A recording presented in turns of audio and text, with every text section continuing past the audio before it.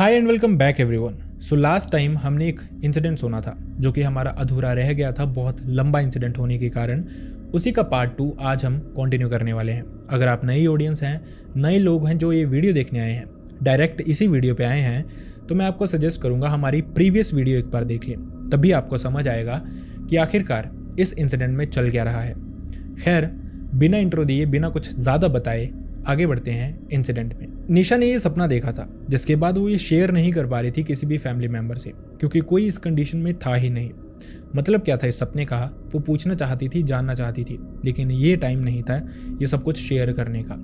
खैर, इसके बाद दादी के जाने के बाद जो भी उनका क्रियाक्रम होता है, जिस तरह से भी उनके दिन निकलते हैं, वो सब कुछ होता है। जिसके बाद थोड़ा टाइम और बीतता है, लगभग 2 से 3 महीने हो जाते हैं। निशा ने बताया सब कुछ ठीक था, कोई प्रॉब्लम नहीं आ रही थी, उसको कोई सपना नहीं आ रहा था और उसको ऐसा लग रहा था ये शायद कोई फेस था सिर्फ, लेकिन सच्चाई से वो बहुत दूर थी। खैर, इसके बाद टाइम बीतता रहता है। 3 महीने के बाद निशा ने हालांकि अपनी माँ को इस सपने के बारे में बताया था कि जिस दिन दादी की डेथ हुई थी उस रात को उसने ये सपना देखा था जिसमें वही लोग जो उसको रोज़ दिखते थे वो उसकी दादी को लेके जा रहे थे। लेकिन क्यों लेके जा रहे थे, क्यों ये सब कुछ रिलेटेड था? अगर कुछ लोग थे जो उसकी दादी को लेने आए थे तो वो क्यों निशा को रोज दिख रहे थे, उसकी दादी को नहीं दिख रहे थे? खैर, ये राज भी खुलने वाला था। निशा ने बताया जब उसकी उम्र 20 साल के आसपास थी, उस दौरान उसकी माँ ने उसके साथ कुछ शेयर किया। उसकी माँ ने रोते रोते उसको कुछ चीज़ें बताई। उन्होंने बताया कि मैं चाहती नहीं थी तुझे बताना, लेकिन ये जो सच है, ये जो सेक्रीफाइस था, इसको मैं अपने तक रख भी नहीं पा रही। तू बड़ी हो गई है, समझदार हो गई है, तू समझेगी जो बातें अब मैं तुझे बताऊंगी, लेकिन किसी भी चीज़ को गिल्ट ट्रिप में मत लेना, किसी भी चीज़ को इस तरह से मत लेना कि तू परेशान हो जाए। ये सब कुछ शायद इसी तरह से होना था और कुछ कर्स थी जो हमारी फैमिली में आई थी, और क्यों आई थी उसका रीज़न था ये। निशा की माँ ने बताया उनकी जब शादी हुई थी, शादी के बाद लगभग 2 से 3 साल उनके घर पे कोई संतान नहीं हो रही थी।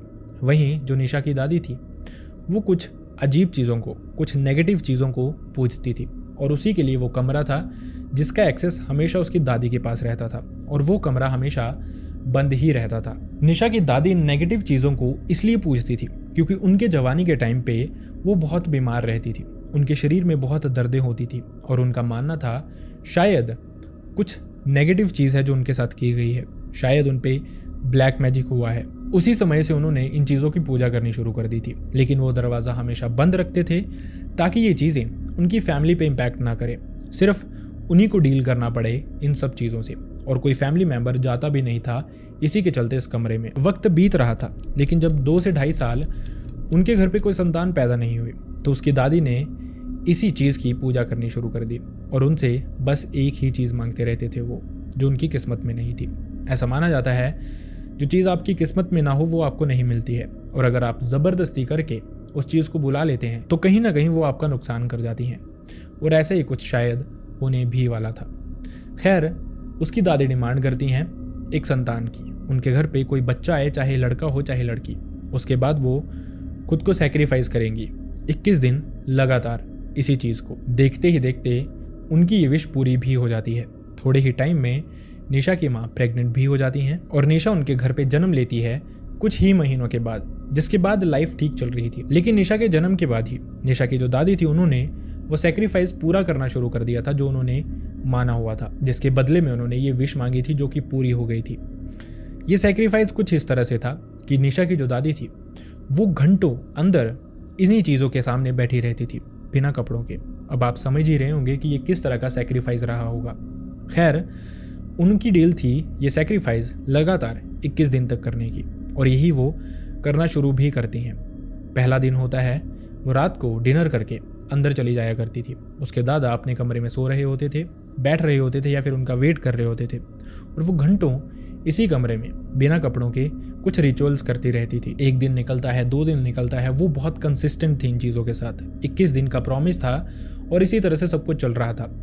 लेकिन अचानक से 13 दिन के बाद जो 14वां दिन था उसमें उनके कुछ पुराने रिलेटिव्स आ जाते हैं, जिसमें से दादी की एक सहेली भी थी, और रात को वो सब बैठे हुए थे, इकट्ठे बातें कर रहे थे। देखते देखते दादी को बातों ही बातों में ये जो रिचुअल था ये करना भूल जाता है, जिसकी वजह से ये रात निकल जाती है। अगली सुबह उनको याद आता है कि वो कुछ भूल गई हैं और ये जो कुछ था वो बहुत भयानक था।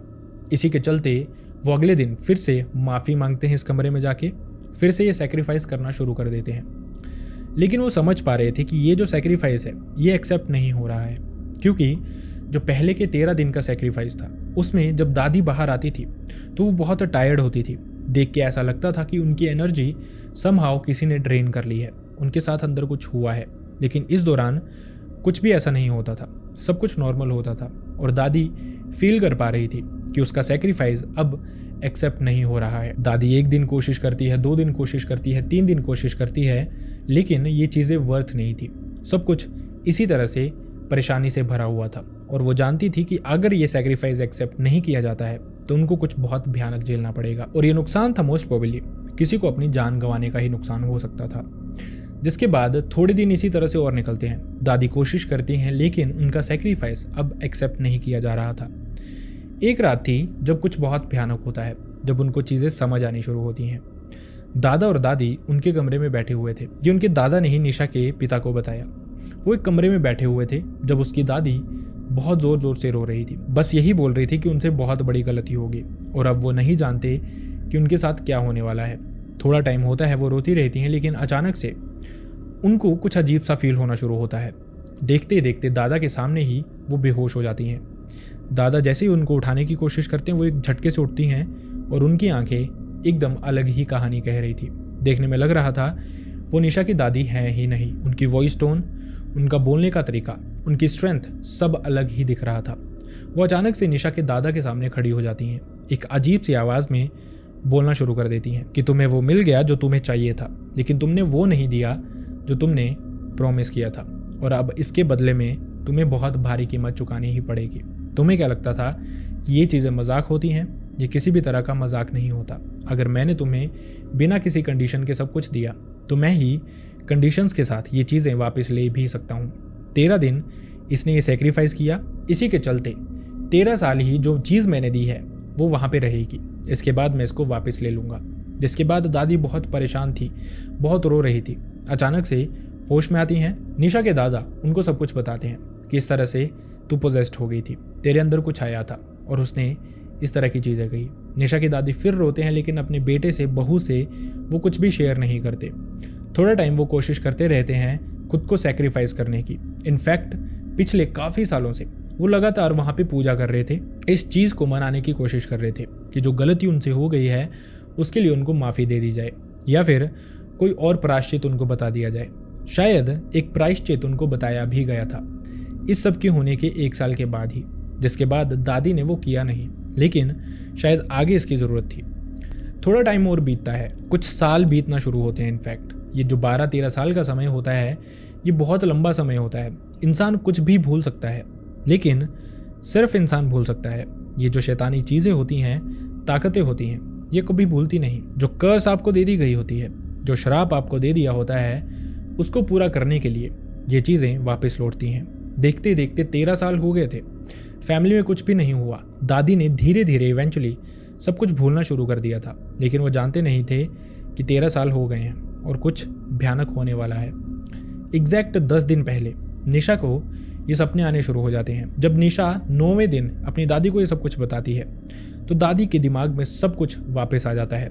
13 साल पहले का वो सब कुछ जो भी हुआ था निशा के जन्म के दौरान। इसी के चलते वो अपने कमरे में जाती हैं। वो परेशान थी और उन्होंने खुद को सेक्रीफाइस कर दिया था। असल में जो इसका प्रायश्चित था वो भी यही था, निशा की दादी का सेक्रीफाइस हमेशा के लिए। उनको ये भूल गया था कि निशा की जान 13 साल के बाद जा सकती है। उनको ये लग रहा था कि रोज़ वो पूजा करेंगी तो शायद सब कुछ ठीक हो जाएगा, लेकिन ऐसा था नहीं। निशा की जान के बदले उनको अपनी जान देनी ही पड़नी थी और वही उनके साथ हुआ था। उनको देख के ही क्लियरली लग रहा था कि उनको किसी ने अंदर से ही चूस लिया है, उनको बिल्कुल ख़त्म कर दिया गया है। और ये सब कुछ हुआ था उसी कमरे के अंदर, जिस कमरे के अंदर वो पिछले कई सालों से इस तरह की पूजा की जा रही थी। हालांकि निशा ने बताया उसके बाद से उनकी लाइफ में सब कुछ सॉर्टेड रहा, कोई प्रॉब्लम उनको आई नहीं। लेकिन ये जो एक चीज़ थी ये उनको एक अजीब ही सीख दे के गई थी कि उसकी दादी ने कुछ ऐसी चीज़ों को पूजना शुरू किया था जो कि आपको नहीं पूछनी चाहिए। ऐसा माना भी जाता है कि अगर आप इस तरह की किसी भी नेगेटिव चीज़ को पूजना शुरू कर देते हैं तो ये धीरे धीरे आपको आपकी फैमिली से दूर ले जाती है, या तो फिर आपको अकेला रहना पड़ता है अपनी विल से, या फिर ये आपको अकेला कर देती हैं आपके बाकी के फैमिली मेम्बर्स को ख़त्म करके। और यही निशा की दादी के साथ होने भी वाला था। या तो निशा इस दुनिया से जाने वाली थी, या तो उनको खुद से ही हाथ धोने पड़े अपनी जान से। निशा ने यह भी बताया कि वो ये भी नहीं जानती कि उसकी दादी की आत्मा को शांति मिली भी या नहीं मिली, क्योंकि ऐसा उसकी माँ ने बहुत बारी कहा कि उनको कभी कभार ऐसा लगता था उसी कमरे में कुछ अजीब सी आवाज़ें आती हैं। उन्होंने वो कमरा हमेशा के लिए बंद कर दिया था, लेकिन एक प्रेजेंस जो थी वो उनको फील होती रहती थी। निशा के दादा भी आज इस दुनिया में नहीं हैं, लेकिन जब वो जिंदा थे वो उसी दरवाजे के बाहर खड़े रहते थे, जैसा उनको किसी इंसान की प्रेजेंस अंदर फील होती है।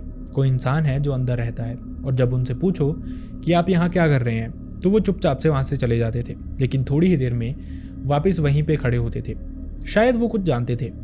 शायद निशा की दादी उस कमरे में आज भी रहती हैं, शायद वो आती जाती रहती हैं, और उन्होंने उस कमरे से आज तक छेड़ा ही नहीं, ये जानते हुए, ये सोचते हुए कि शायद उनके पास कोई ठिकाना ना हो। उनकी अनटाइमली डेथ हुई है, नेचुरल डेथ नहीं थी, तो हो सकता है वो आज भी यहाँ भटक रही हूँ। तो वो कमरा उन्होंने परमानेंट उनके लिए ही रखा हुआ है। इस तरह के इंसिडेंट्स आप लोगों से शेयर करने का मेरा सिर्फ एक मतलब होता है कि अगर आपको किस्मत से बढ़ के कुछ चाहिए तो आप उसके लिए मेहनत कीजिए। इस तरह के शॉर्टकट्स अगर हम अपनाने की कोशिश करते हैं तो इस तरह के ही हमें भारी नुकसान उठाने पड़ते हैं, या तो अपनी जान से या फिर किसी अपने की ही जान से। आई रियली होप आपको इस इंसिडेंट से कुछ सीखने को मिला हो, एंड आई रियली होप आपको ये वीडियो पसंद भी आया हो। अगर वीडियो पसंद आया है तो वीडियो को लाइक करना ना भूलें, चैनल को सब्सक्राइब करना ना भूलें, और वीडियो को हाइप करना तो बिल्कुल भी ना भूलें। आप में से बहुत सारे लोग हमारे साथ इंसिडेंट्स शेयर करते हैं, हम बहुत थैंकफुल हैं आप सबके जो इंसिडेंट शेयर करते हैं, लेकिन मेक श्योर आपका इंसिडेंट कुछ इस तरह का हो जो कि एक लॉन्ग वीडियो फॉर्मेट में बताया जा सके। इस तरह का नहीं कि आप सड़क में जा रहे थे और अचानक से आपको कुछ दिखा लेकिन उसके बाद कुछ नहीं हुआ।